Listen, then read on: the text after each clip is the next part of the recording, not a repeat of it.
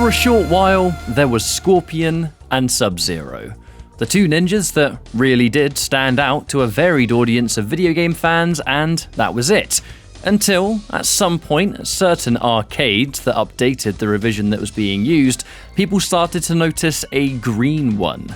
This mysterious warrior was incredibly hard to find, but when you did, rewarded a ton of points and the bragging rights of saying, "I found him!"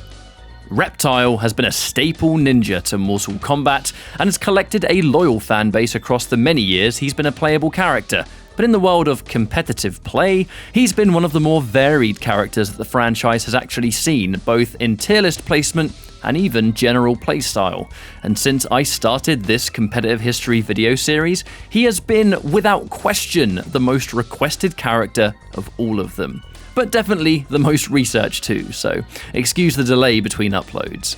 This ninja took many forms across the many games he's playable, but how good was Reptile in the competitive circuit? Well, how about you take a few minutes to join me and allow us to find out.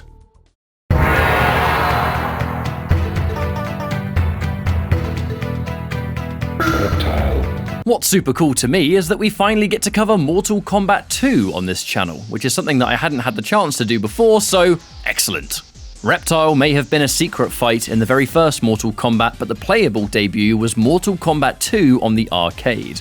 One of the first palette swaps that would soon become many in these 2D arcade titles, but with a bunch of moves and fatalities that allowed the character of Reptile to really shine. Unfortunately, in this game, Reptile was actually not very good, and some say even the worst character in the entire game.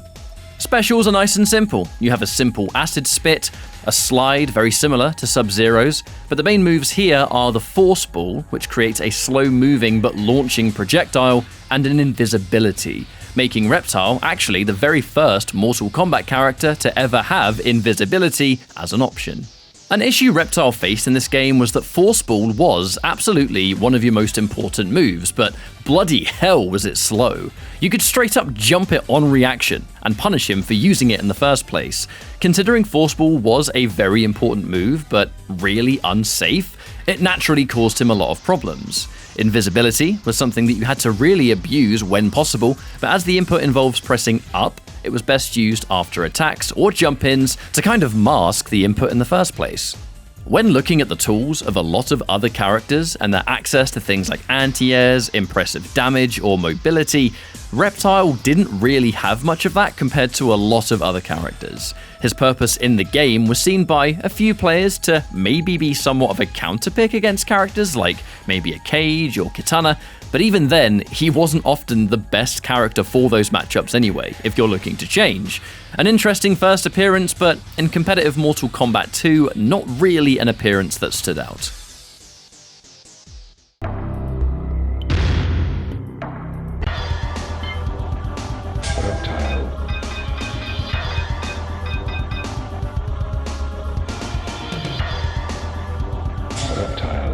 This would all change in Ultimate Mortal Kombat 3, where a bunch of ninjas made a playable appearance, Reptile included.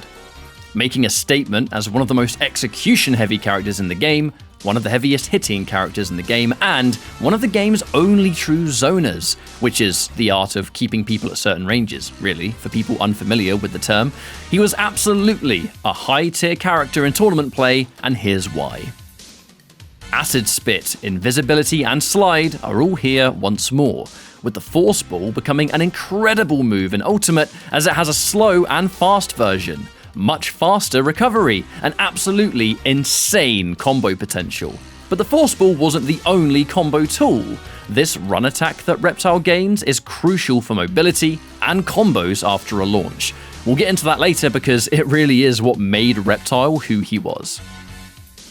String-wise, he does have a few options. This 3-hit launcher can be comboed into Force Ball to start big juggles. The setback is that it starts off a high, so it's not really as good for general pressure, and off a jump-in punch where some launchers are most common, the 4th hit that you gain from the jump-in stops Force Ball from coming out due to the general combo limitations that are built in. But if you land a punish or something, that's where the 3-hit shines. Reptile's Kickstarter is a simple 3-hit, which isn't terrible, and it creates a decent range at least, and this string right here is good for when a jump-in connects or if you have the opponent in the corner and still want good damage. If we're talking the general meta of Reptile, it's that he pretty much has the biggest practical combo potential in the entire roster, and it's thanks to dash attack and force ball. Although very execution heavy, Reptile can get some impressive combos using some jabs and the dash in between to chase them down, but if you have really good execution, you can do combos like this. Oops. Like that.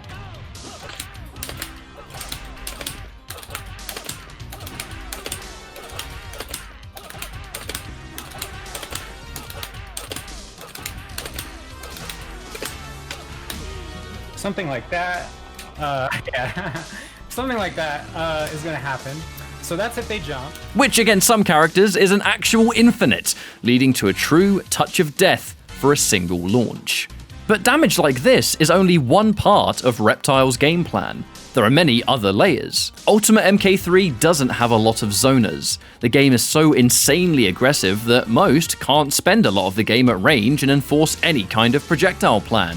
Characters like Unmasked Sub-Zero can create space, Sector on player 1's side because of the no missile limit, and Cabal instant airs for sure. All of them are viable zoning tools, but it is Reptile that fully fits the bill and can use force ball combinations to keep you where he wants you, but more importantly, to bait out your movement. This doesn't even factor in the obvious utility of his invisibility either, which takes this insane screen control, and it adds total unpredictability, as, I mean, you can't see him, right? Now there are other utilities here as well. For example, Reptile isn't bad at fighting Cabal, using instant air gas blasts, something that genuinely nullifies like 70% of the cast. But Reptile's acid spit goes underneath it, no matter what height, and it allows him to get some presence on the screen. Super useful, and this is just one example. Jumping, being as powerful as it is, isn't as much of an issue for Reptile, who can use his dash on reaction to a jump to make it whiff, another unique property. Now there's definitely some weaknesses to go through though, some of which being matchups. Teleport characters mostly, the human ninjas like Scorpion, Human Smoke, or Ermac, who have really fast ones and can teleport on reaction to a force ball and shut it down. It kind of takes his zoning plan and it hits it quite hard. Alternatively, there are characters that are a lot harder to loop in combos or can't be infinited at all, which is good for slipping out of his common situations. Reptile in Ultimate MK3 is one of the highest maintenance characters in the roster, but is super good, if you have the execution to pull it off. Shoutouts to Biggs, by the way, who sat down with me and recorded a lot of the combo paths that you've seen in this video. He is one of the best Reptile players in the scene, and he does it all on a classic fight stick too, which is even more impressive. That thing takes skill to use at this level.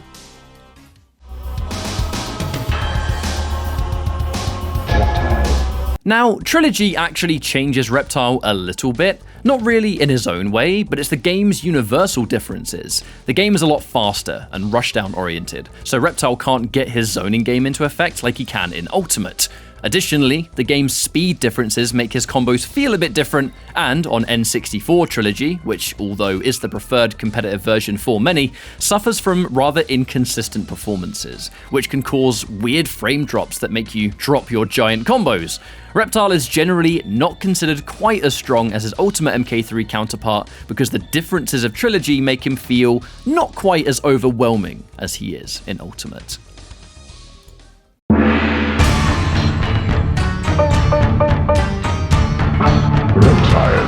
Although definitely a lot of fans' least favourite visual design of Reptile, MK4 did have Reptile showcase an impressive moveset as one of the game's strongest characters entirely.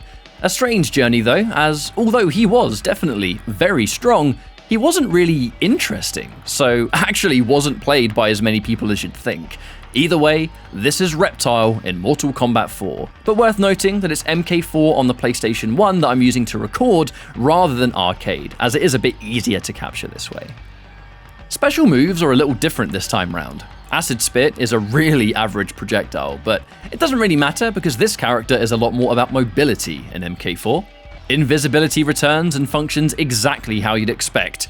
He gains this dash punch, which is really good for ending combos as it's fast and it goes so far. but easily his most important move in this game is the super crawl, which is kind of a mixture between slide and run, but this one launches, which is really important. There isn't anything to go over with in combo strings, as they are basically universal in Mortal Kombat 4 and Gold, so let's just cut to the chase over why Reptile was pretty broken in this game.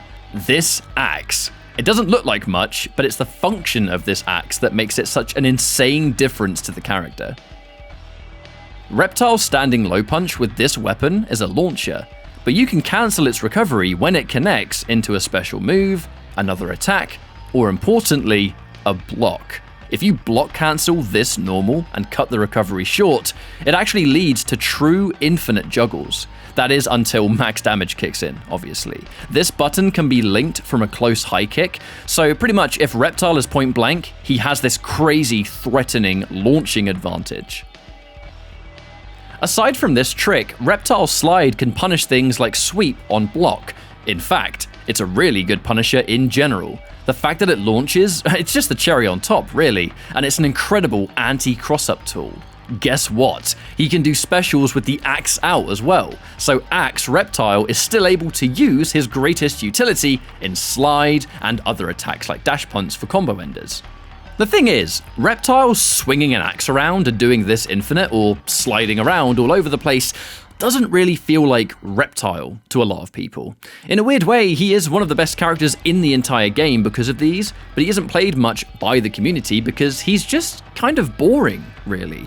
Nothing like his Ultimate MK3 counterpart, and the meta of what makes him so good really is kind of swing axe a lot and do slide. Not the most appealing game plan to many. The funny thing is, as much as people hate this costume Reptile has, he does actually have a classic skin in this game, if you do the whole hold start and press any button twice to rotate the costume and character select. Problem is that this skin doesn't have the broken axe, but that's fine, because he still has Jarrek's broke-ass machete that has a built-in launching option select off of high kick and down high punch, and it works with slide wonderfully, so is that really a loss? I'm not really convinced.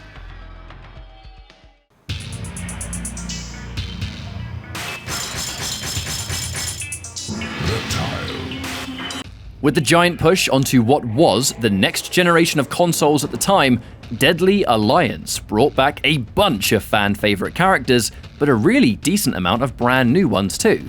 Reptile makes his first ever appearance as a full-on lizard, but in the competitive space was actually once again one of the best characters in the entire game. He's been doing quite well recently, has he? MK3, MK4, MKBA, with many players listing him at a solid third place in the tier list next to Bo Raicho and Scorpion. Reptile had a bit of a brick wall style to him in this game, with buttons that could really reward a player who just had this lock on what the opponent was trying to do in the neutral. But although he had two fighting styles and a weapon, like everyone, it was his funny looking crab style that would really be the one that pushed him over the top. He actually only has two special moves in this game. The Acid Spit, that's high damage but slow recovery, and his Lizard Roll, which is a low attack and it goes super far. It can be hard to punish too. But this is a button-heavy game, and when it comes to buttons, Reptile has many good ones. Starting with the Hungar hand-to-hand stance, and before I go into any moves, it is important to note that in Deadly Alliance, the active backdash cancelling was really big. It basically is just doing a backdash as soon as you can after certain moves to make them much better recovery-wise. Back 3, a high damage mid that knocks down, has great range, and can be backdash cancelled. Standing 2, a long range mid that again can be backdash cancelled, but this one on hit or whiff. Forward 4, a high damage and safe low that can be backdash cancelled. You'll mix in this low with the two mids that I just mentioned. Down 4 is a long range low and it lets you stay in crouching. 1-3 is a main combo string as it goes into 1-3-2 as a combo ender, and this full stance switch combo that is a fantastic punisher as it leads to great damage indeed. Remember that the R1 button in Deadly Alliance is kind of like a unique attack for different stances. Hungar has the shove, which is great for spacing, or, importantly, frame advantage against the wall. We've already established he has this mid-low game that's pretty safe. Crab is next. Look, okay, it looks silly, but trust me, it's an amazing stance mechanically. Back 3 is a high damage low with very high advantage. Abuse this for sure. Standing 4 is a safe mid to easily mix up with the back 3. 1-1-1, it's incredibly fast and it has great advantage. 1-1 can lead into 1-1 back 2, which launches, and you can even add stance change to the end of that for an even bigger launch still. This is a simple stance, don't get me wrong, but the moves I just mentioned are all really, really good. And finally, the R1 in Crab is a reversal that allows a full combo. In Crab, 1-1 back 2 stance change is the easiest source of damage once a reversal lands. Reptile's weapon is strong, and it's worth noting that the weapon stance moves can't be parried. Down 4 is a mega safe mid. Up 1 is another solid mid still, with back 3 and down 3 acting as long-ranged lows. This weapon plays the simple low to mid game plan with impressive range to boot. Reptile's safety, easy and fast mix-ups, wide variety of buttons, and decent damage makes him a top 3 character to many in Deadly Alliance. He just seemed to play the game superbly well, and it was indeed, once again, a playable appearance where Reptile would show up as an incredibly strong pick competitively.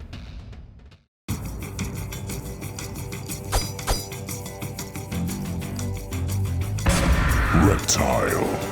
Now it's time for his Armageddon appearance. At this stage, Shaolin Monks had just come out, so Reptile had his new look, which personally is my favourite ever visual appearance that he's ever had. But if you want that DA Reptile look, you can actually still pick it as an alternate costume. Unfortunately, Reptile was nowhere near as prominent in this game as he was in Deadly Alliance. Backdash cancelling wasn't present in Armageddon, so that entire game plan goes right out the window. Additionally, he has an entirely new stance, as Hungar was given to someone else, and I don't even think Crab was in this game. So now he's left with Pao Shui. I'm sorry if I said that wrong, I probably did. I'll call it hand-to-hand for the rest of it. Special-wise, the Acid Spit and Bull Roll return from Deadly Alliance, but the Acid Spit, it's not very good. Not really worth using at all in this game. The Bull Roll can be an effective anti-projectile tool though, so that one's definitely not terrible. Additionally, his Running Serpent comes back after being missing for quite a few games. It's fast and a nice unbreakable option after certain launches. Although online, don't even bother with it, because in this game's online, the second hit almost always whiffs.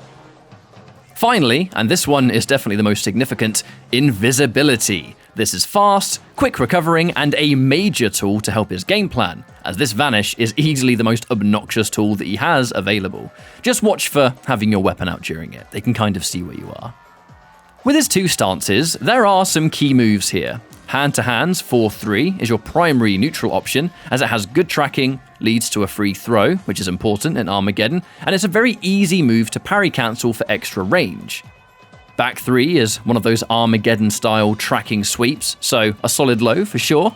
Up 4 is your tracking launcher, but watch out, because it's unsafe on block, although it is definitely a 50-50 between this and his lows. Down 1 and down 4 are both standard low pokes. Not much to say about them, but definitely both usable. Weapon has some new tricks too. Standing 3 leads to a free throw, and it's a mid. It's just kind of slow. 2-2-3 is a fairly safe string that has good knockdown attached. It's also a good little online gimmick due to the different frame data of the netcode. Up 1, extremely unsafe, but it tracks and advances. Down 1 is a great poke for weapon stance, and your down 2 is a very solid uppercut. This leads to things like the Running Serpent Unbreakable that I mentioned earlier. Overall, Reptile isn't exactly terrible in Mortal Kombat Armageddon, but he's definitely nowhere near as lethal as Deadly Alliance. Mechanically, he's totally different anyway, but the game plan is to abuse invisibility and play a very poke-heavy hit-and-run style. He's not going to be up-in-your-face all match, but he's definitely tricky. His pokes are solid, decent tracking, fast punish options, his best normals work well with parry cancel, and he even has some of the easier air infinite sets for larger combos still. The problem is, he's got pretty low damage. Far away, he doesn't pose much threat, his weapon stance is kinda average in Armageddon, and the big thing that I always mention about the non-top tiers in this game is that he wasn't broken enough. You had to be broken to be top tier in Armageddon, there's no getting around that. And Reptile was okay. Fun, but okay.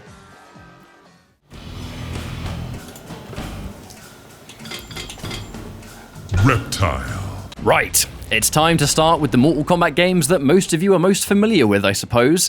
Mortal Kombat 9, bringing Reptile back as he very much was expected, with all of his original 2D style gameplay, bringing back some crucial attacks that would very much define what kind of character he turned out to be. Acid Spit, it's a basic fast projectile once again, with the enhanced version creating kind of a spray. Slide is a fast low, with the enhanced version adding a second hit and granting armor.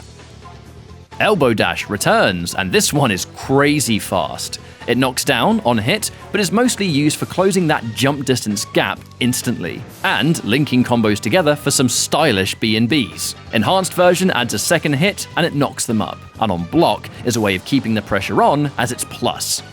Acid Hand is a safe overhead option that's really good at the end of pretty much anything, to be honest. Enhanced version causes a knock-up. Invisibility is back, but the regular version only partially cloaks Reptile this time round. The enhanced version of it is what hides you completely, and it even grants a damage boost.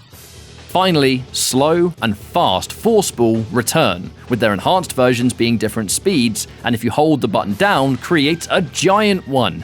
These moves together all allow Reptile to play an incredibly slippery hit-and-run style game, with zoning elements and rushdown elements, very reminiscent really of his ultimate MK3 self many years prior.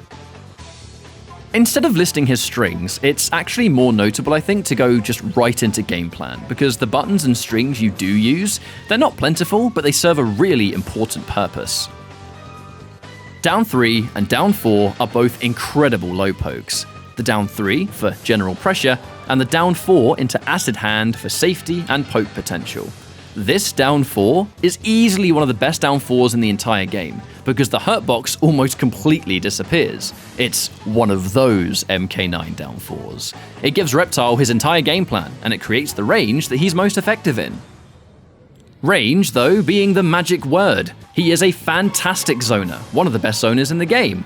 Force balls work so well together, with the enhanced slow ball creating something that you almost always have to respect. Seriously, this move in the neutral is his entire game sometimes. It's incredibly powerful, because it's so hard to challenge once it's out there, and Reptile's point blank constantly putting you in situations where you want to press, but you kinda can't because the ball's out there. It's a bit of a nightmare. His staggers with moves like Standing 1 and his 3-2-1 string are all scary at close ranges because they often have fast recovery, and you can be really sneaky and throw in an invis or something. Although Acid Hand can be used as well for safety, it moves them far away, so it basically ends your offense on block. This is not to be used as often as you might think. But if we're talking the little details about Reptile, he was a really tricky character. His combo potential was fantastic, and anywhere he lands a hit, he can generally get a full combo for. Force balls combo into more force balls into combo enders, and after a combo you can end into more offense, more zoning, invisibility. The world is yours, really. However, Reptile also has a string in 2 forward 3 1+2, which on hit does an unscaled 7% at the end if they don't block on the ground, and is about +8 on block if they're blocking anyway. So Reptile truly can choose to zone out or keep offense going.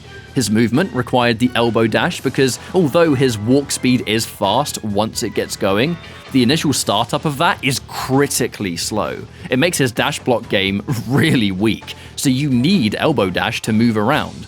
Enhanced elbow dash being about +8 on block means that it's a very sneaky tool to get offense started, and it adds to his mobility being scary once he gets going, honestly. But it is the mobility rather unique to Reptile, so you need to get used to it.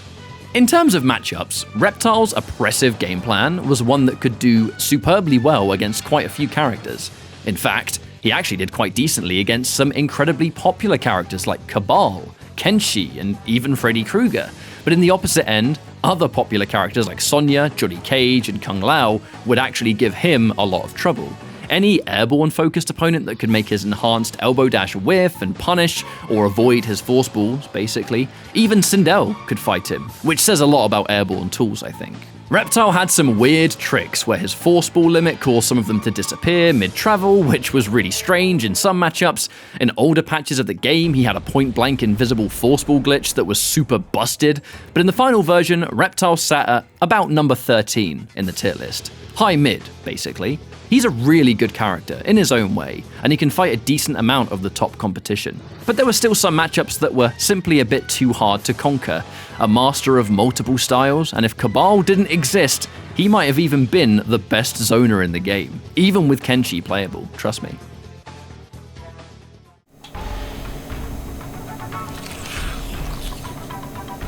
Reptile. And at last, the final current playable version of Reptile, Mortal Kombat XL. I say XL specifically here because, as always with a game that saw many changes to the characters and general meta, to be honest, I'm focusing on how Reptile was at the very end of the game's lifetime, where he's a stylish character with awesome combos, reaction-heavy gameplay, and a general all-round fan favorite to watch.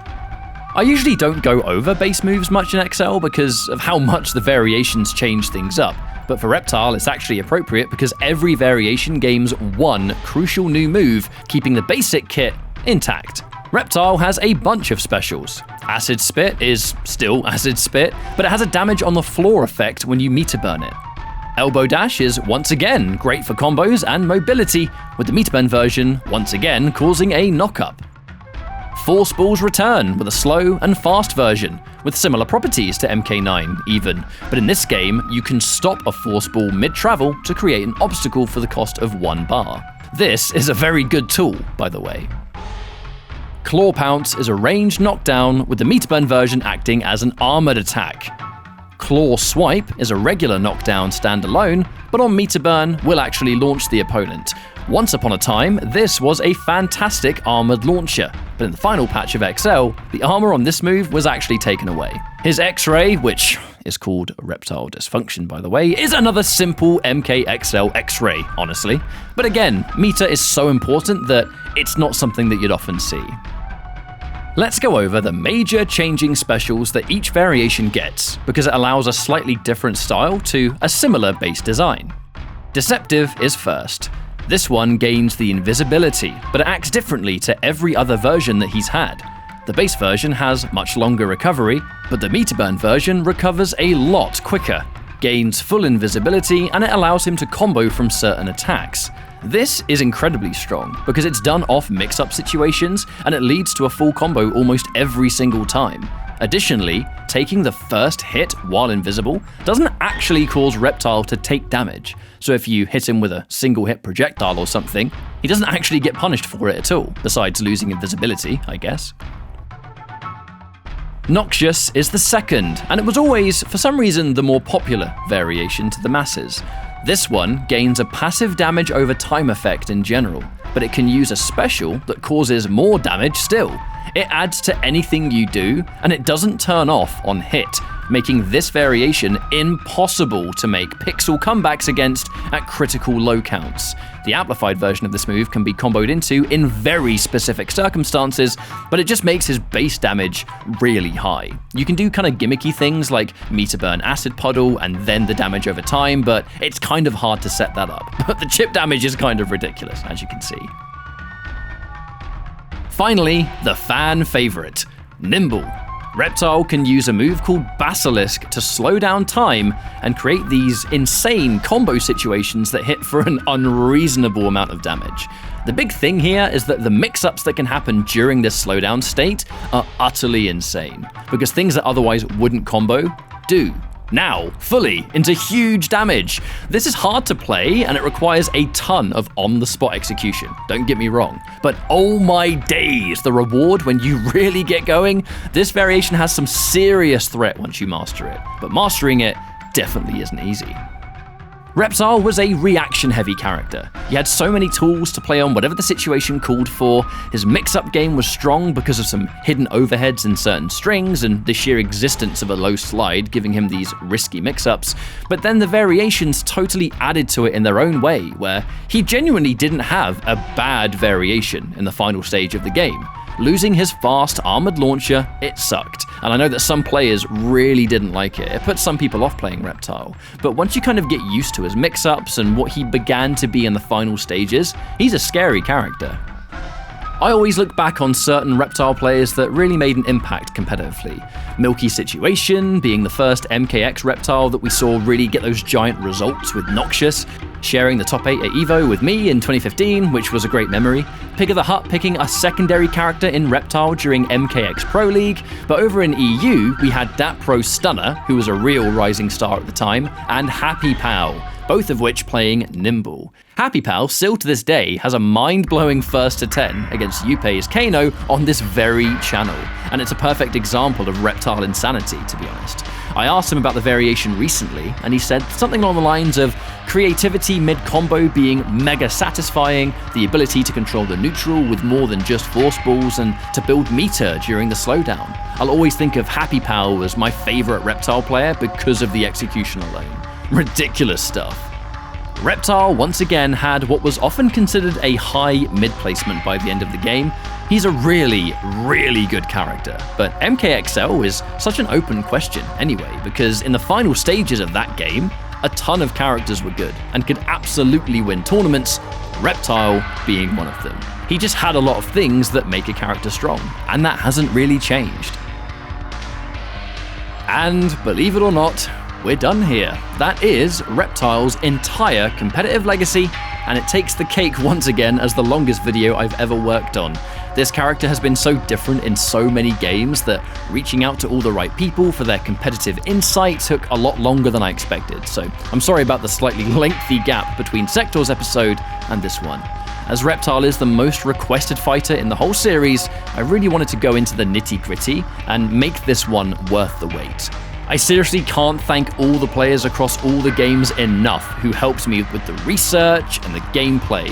This is easily the biggest pro player collaboration I've ever done for a single episode, so I want to thank Summoning for Mortal Kombat 2, Biggs for Ultimate MK3 and Trilogy, Dead and MKK Hanzo for their info on Mortal Kombat 4, Boos for Deadly Alliance, THTB for Armageddon, Costner for MK9, and Happy Pal for MKX. I was able to find a top-level Reptile player for every inch of the character's legacy, and I thoroughly enjoyed the ride. Learning experience this time round was a really good time.